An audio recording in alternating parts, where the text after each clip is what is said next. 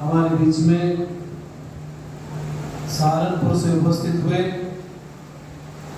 बहुत उच्च कोटि के दार्शनिक सरल विद्वान सौम्यता की प्रतिमूर्ति पूज्य आचार्य शिव कुमार शास्त्री जी और कार्यक्रम का बड़ी विधि के साथ में संचालन कर रहे हैं बहुत विद्वान आचार्य जिनको मैं कहा करता हूँ किसी की विद्वता ठहरती है, किसी का धन ठहरता है, आपकी अवस्था ठहर गई है उतने ही देखते रहते हो आचार्य प्रमोद युगांधी जी। और वहीं से शुरू करें हमारे इस आर्य समाज के धर्माचार्य। आज बहुत बड़ा सुअवसर मुझे प्राप्त हो रहा है आदरणीय आचार्य विश्वदेव जी का नाम लेते हुए कि मुझे आज पहली बार पता चला कि जिनका बेटा मंच पर बैठ के बोल रहा हो तो पिता को नीचे बैठ के कितना गर्व हो रहा होगा, ये बहुत बड़ी बात है। और आचार्य जी का विषय भी आज जन्म होते वाला था। हमारे बीच में आदरणीय हमारे बहुत ही विद्वान भजन उपदेशक धर्माचार्य आदरणीय भाई सूर्यदेव वेदांशु जी, हमारे पितृतुल्य भजनोपदेशक आर्य समाज नागोरी गेट के धर्माचार्य आदरणीय गुरुजी पंडित करमवीर शास्त्री जी, हमारे गुरुजी जो ढोलक पर साथ दे रहे हैं उनका ऋण मेरे से इस जन्म में नहीं उतरे। वो जनरेटर चल रहा है तो उसमें पानी खुदी थी, पानी आने वाला है, उसको थोड़ा बंद करके 5 मिनट के लिए उसको ऊपर रखेंगे ठीक। और तब तक ये जो है आपातकाल के लिए इस माइक का प्रयोग कीजिएगा। बहुत धन्यवाद हमारे गुरुजी जिन्होंने मेरा निर्माण किया और आर्य समाज की एबीसीडी हमें सिखाई।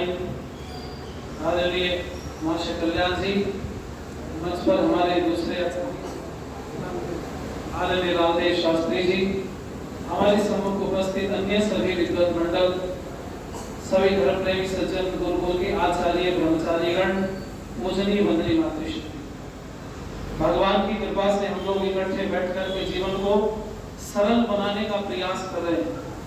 जीवन कठिन हो गया और इसके कई उदाहरण हमारे पास में। मैं आपको बताऊं, जो वस्त्र पहन करके आप यहाँ आए हैं, इन वस्त्रों को पहन करके क्या आप अपने शयन कक्ष में भी बैठते हैं? जब आप सोने जाते हो तो ये कपड़े आपको दुख देते हैं। उसका उदाहरण ले लो, आप घर से चले वस्त्र बदल करके आए, जब घर जाओगे फिर वस्त्र बदलो। ये कपड़े जो आपने पहने हैं ये सुख के लिए पहने हैं या दूसरों को दिखाने के लिए पहने? भाई उत्तर बहुत अच्छा लगेगा तो जी सच्चाई कोई, ये वस्त्र जो आपने पहने हैं ना, ये सुख के लिए नहीं पहने, ये दिखाने के लिए पहने। उदाहरण दे दूं मैं, जब घर से हम चले तो किसी माता बहन ने कोई नई ड्रेस डाली और उसमें ऊपर कोई कढ़ाई बनी हुई थी, तो वो कढ़ाई जो उसके ऊपर थी वो चुभ रही थी शरीर। घर से तो पहन करके निकल आई, अब वापस जाने में उतना टाइम नहीं है कि चेंज करके गया। लेकिन जब रास्ते में आ रही थी, आते आते इसकी सहेली ने फोन किया, कहाँ हो? बोली मैं रास्ते। बोले मुझे भी साथ करे। तो ठीक है, स्कूटी पे बैठ।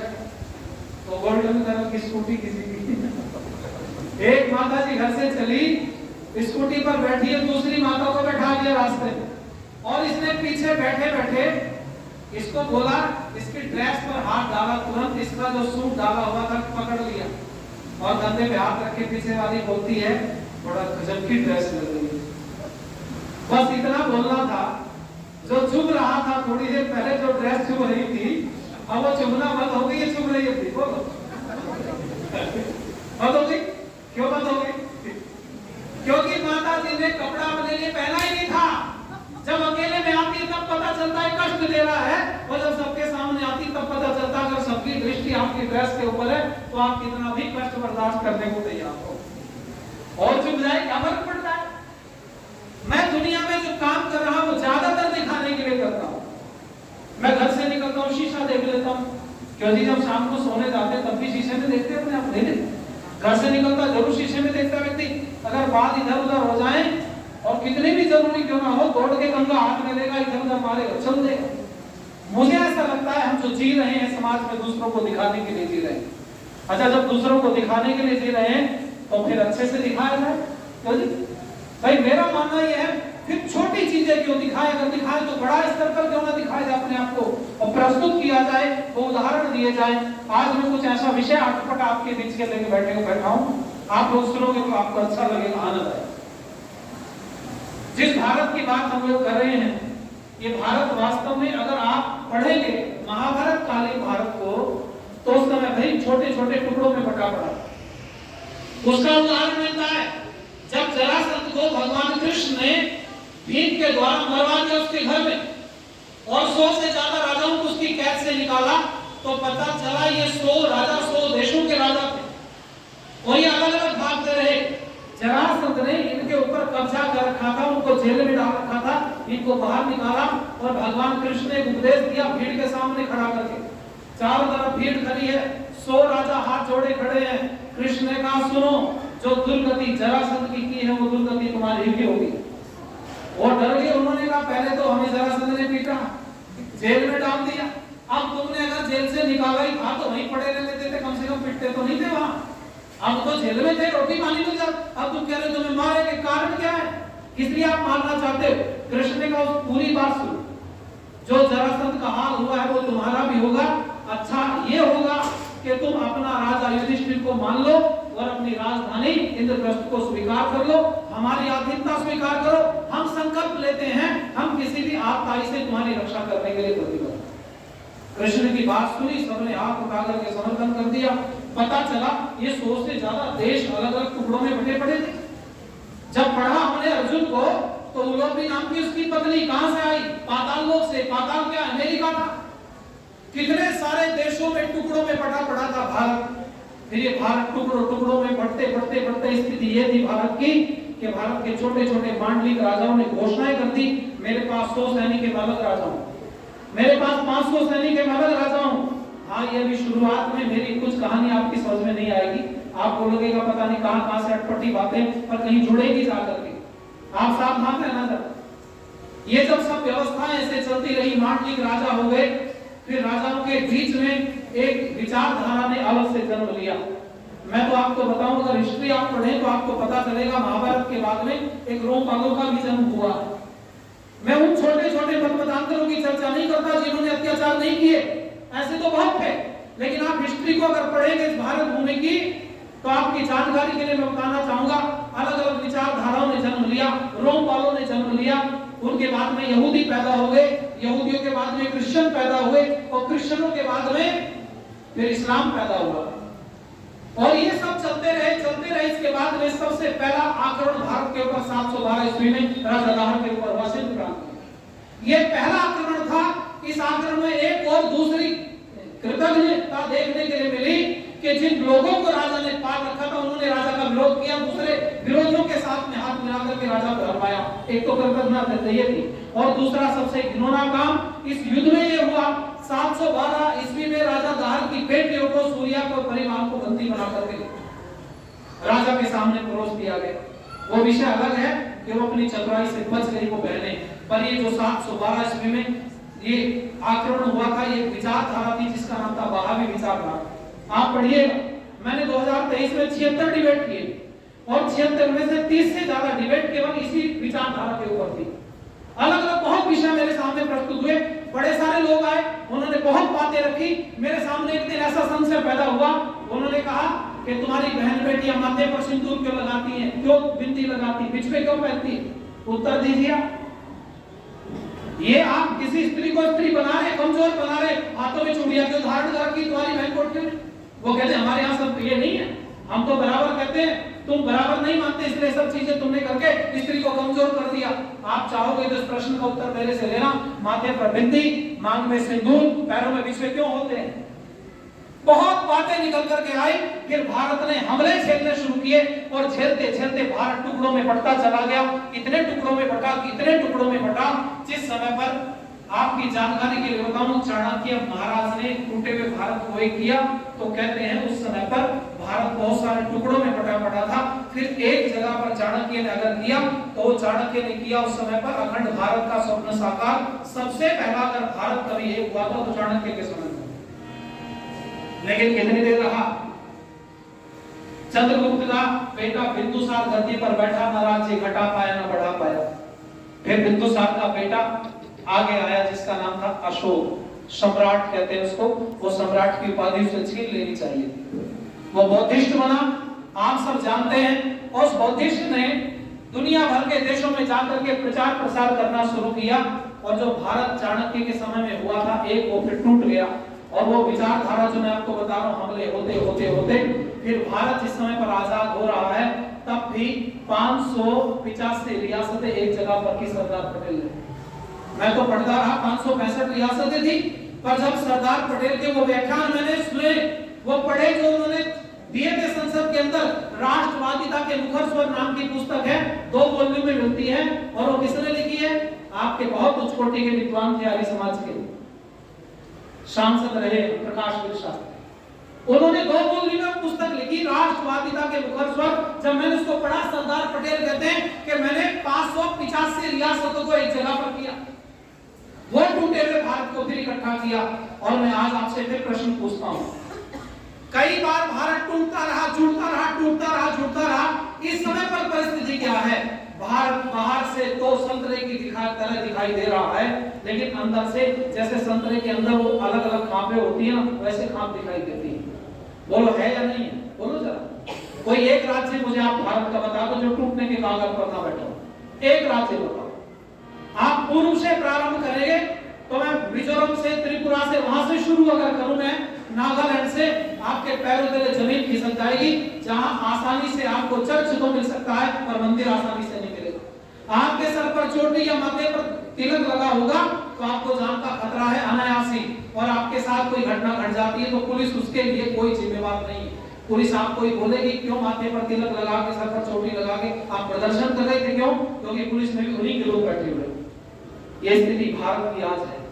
मैं आप सबसे कहूंगा जरा ध्यान दीजिएगा ये लाइनों के ऊपर।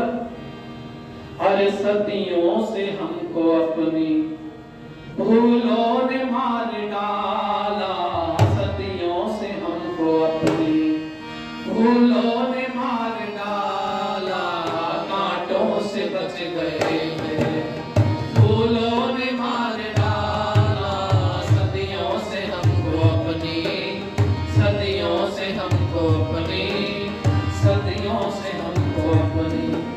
समझौता हो गया था फांसी की रस्सियों से, समझौता हो गया था फांसी की रस्सियों से, सावन में नहीं दुल्हन को, सावन में नहीं दुल्हन को, झूलों ने मार डाला, सदियों से हमको अपनी भूलों ने मार डाला, कांटों से बच गए थे, फूलों ने मार डाला, सदियों से हमको अपनी, सदियों से हमको अपनों को गैर समझा, गैरों ने अपनेपन की, अपनों को गैर समझा, गैरों ने अपनेपन की, आंखों में झोंक दी जो, आंखों में झोंक दी जो, फूलों ने मार डाला, सदियों से हमको अपनी, अरे फूलों ने मार डाला, कांटों से बच गए थे, फूलों ने मार डाला, सदियों से हमको अपनी, सदियों से हमको। हम किसी को दे बुराई, प्रेमी हमें तो अपने, हम किसी को दे बुराई, प्रेमी हमें तो अपने, आलस प्रमादियों के, आलस प्रमादियों के, फूलों ने मार डाला, सदियों से हमको अपनी, अरे फूलों ने मार डाला, कांटों से बच गए थे, फूलों ने मार डाला, सदियों से हमको अपनी, सदियों से हमको अपनी, सदियों से हमको अपनी। इसलिए स्थिति बिगड़ती रही। और आपकी जानकारी के लिए मैं बताऊं, 1875 में स्वामी दयानंद सरस्वती जी ने आर्य समाज की स्थापना की। मैं दावे से इस मंच से बोल सकता हूं, स्वामी दयानंद सरस्वती जी घर से निकले थे, ना तो मुक्ति को प्राप्त करना उद्देश्य था स्वामी जी का, न आर्य समाज की स्थापना उद्देश्य था, न सनातन धर्म को बचाना स्वामी दयानंद का उद्देश्य था, न स्त्री को पैर की जूती से सर का ताज बनाना उद्देश्य था, न गुलाम भारत को आजाद कराना स्वामी दयानंद का उद्देश्य था, न हिंदू को बचाना स्वामी दयानंद का उद्देश्य था। अगर स्वामी दयानंद उस समय पर उद्देश्य लेके चले थे तो सच्चे सिद्ध की खोज लेके चले, लेकिन जब सच्चे सिद्ध की खोज की तो उस खोज में कुछ और निकला। आप सब जानते हैं, कई उदाहरण लिए जा सकते हैं सब चीजों के। स्वामी दयानंद सरस्वती जी सच्चे सिद्ध की जब खोज में निकले तो पाखंडी बाबा मिले, जिन्होंने स्वामी दयानंद से अंगूठी छीन ली, रेशमी वस्त्र छीन लिए, बहुत सुंदर कटी वस्त्र था वो भी ले लिया और पहला फुसला करके स्वामी दयानंद के पास जो कुछ था सब ले लिया। अंत में स्वामी दयानंद कोपिल में घूमते नजर आ रहे हैं, केवल लंगोट स्वामी दयानंद के पास था। फिर पहाड़ों पे कहा स्वामी दयानंद नहीं घूमे और घूमते घूमते उन्होंने देखा खोदा पहाड़ निकली चुनिया, वो भी आप लोग सुनते हैं कि वो भी मरी हुई, कहीं कोई दम दिखाई नहीं। हाँ, चाणोद करली में स्वामी दयानंद जब बैठे जाकर के तो सबसे पहले कुछ ऋषि मुनियों की अगर विद्या स्वामी दयानंद को सीखने के लिए मिली तो प्राणायाम विधि सीखने के लिए मिली, जिस प्राणायाम विधि को स्वामी दयानंद जी ने सत्यार्थ विकास के अंदर दिया है। वो 4 प्रकार के प्राणायाम है, आप करो कर के देखो, उसका अनुभव आप प्राप्त कीजिएगा, आपको पता चलेगा। ये केवल बोलने सुनने तक सीमित नहीं है वो विद्याएं, अगर आप अनुभव करें तब उनको आपको उस चीज का अनुभव हो। मैं आप सब लोगों से कहना चाहूंगा, जरा ध्यान देना कि गुलाम भारत के लिए स्वामी दयानंद ने बड़ा कुछ किया। मैंने सूर्यकांत त्रिपाठी निराला को पढ़ा, मेरा जो व्यक्तिगत पुस्तकालय घर में उसमें 3500 पुस्तकें हैं और सैकड़ों पुस्तकें मोबाइल में भी रहती है। तो निरंतर प्रतिदिन का ये काम होता है कि कुछ ना कुछ हम लोग प्रतिदिन पढ़ते हैं, अपडेट रहने के लिए बहुत चीजें जाननी पड़ती हैं। इसलिए मैं आगे का तो नहीं पता मुझे, क्या पता कई बार बुद्धि खराब हो जाए आदमी की तो जो कुछ याद है वो सब भूल जाए, पर मैं इतना जरूर कहता हूँ मेरे पिछले व्याख्यान आप उठा करके देखेंगे 18 वर्षों में एक भी व्याख्यान दूसरे से मैच नहीं करता। कारण क्या, मैंने फिक्स नहीं किया प्रोग्राम, व्यवस्था देखती रहती है, उसके आधार पर हम लोग समाज को उत्थान करने के लिए कटिबद्ध हैं, प्रतिबद्ध हैं, उसके लिए निरंतर काम करते रहते हैं। और मैं आप सबसे कहना चाहूंगा, स्वामी दयानंद को मैंने पढ़ा, सूर्यकांत त्रिपाठी निराला ने लिखा कि सुनो, दयानंद को जानना चाहते हो तो सुनो। सूर्यकांत त्रिपाठी निराला ने कहा, मेरे से अगर कोई पूछे कि तुम दुनिया में सबसे ज्यादा मान सम्मान किसका करते हो, तो सूर्यकांत त्रिपाठी निराला ने कहा, निसंकोच उत्तर दूंगा, दयानंद का सबसे ज्यादा सम्मान करता हूं। लेकिन सामान्य लोगों के सामने सामान्य बात होती है। सूर्यकांत त्रिपाठी निराला सामान्य लोगों के बीच में नहीं बैठे थे, विद्वान थे। विद्वानों ने कहा, क्या बात बोलते हो, वो दयानंद का सम्मान करते हो जो मूर्ति पूजा का विरोधी था, जो दयानंद हिंदू का विरोधी बन गया, बड़ी सारी बातें बोलती। जब बोलती सूर्यकांत त्रिपाठी निराला ने अंत में एक प्रश्न पूछा, सुनो मुझे ये बताओ कि इस्लाम का मजहबी किताब क्या है? तो सबने कहा कुरान शरीफ। बोले ईसाइयों का? बोले होली बाइबल। तो उन्होंने कहा अगर बाइबल हटा दी जाए तो क्रिश्चियनिटी रहेगी क्या?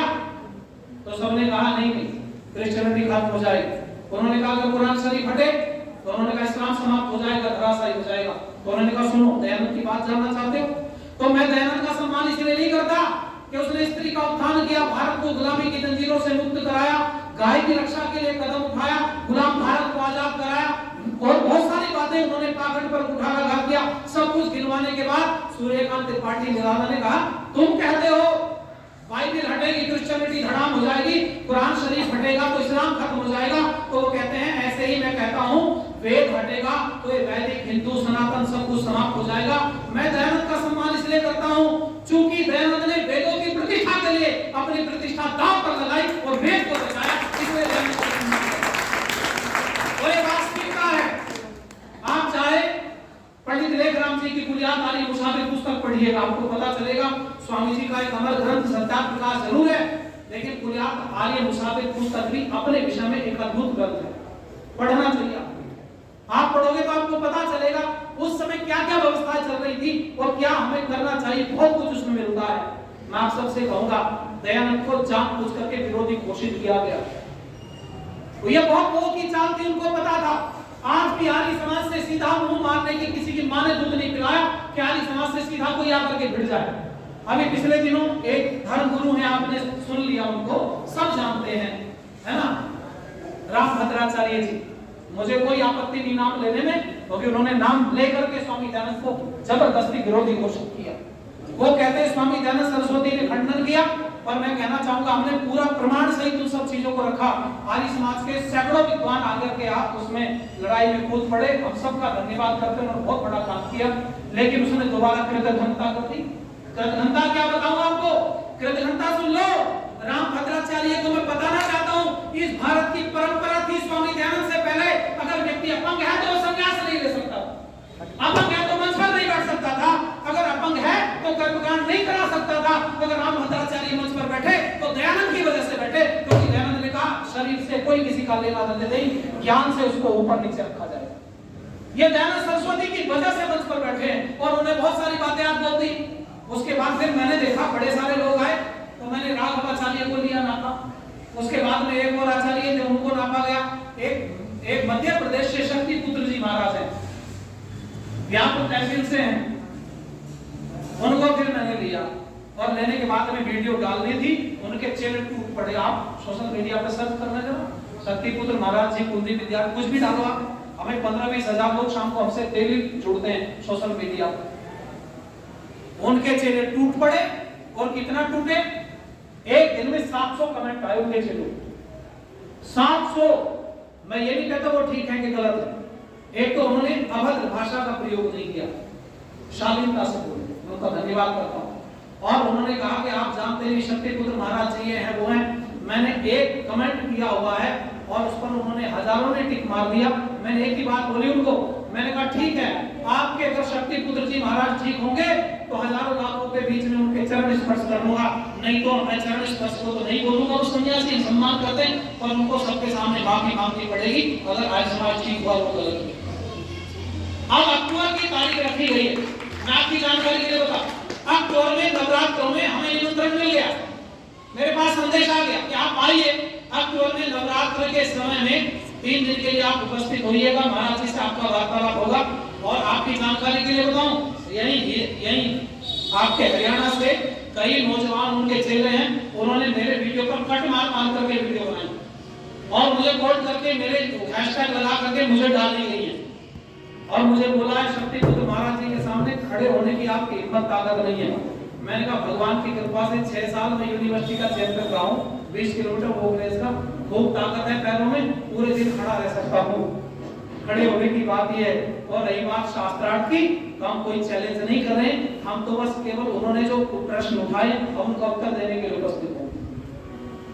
आइए आपने सामने आकर के 2 हाथ कीजिए। मैं आप सबसे भी निवेदन करूंगा, आर्य समाज को स्वामी दयानंद को जबरदस्ती बदनाम किया गया था। क्या आर्य समाज कौन था, ये सबको जानना चाहते हो तो ये लाइन आपको बता देगी, सुनो।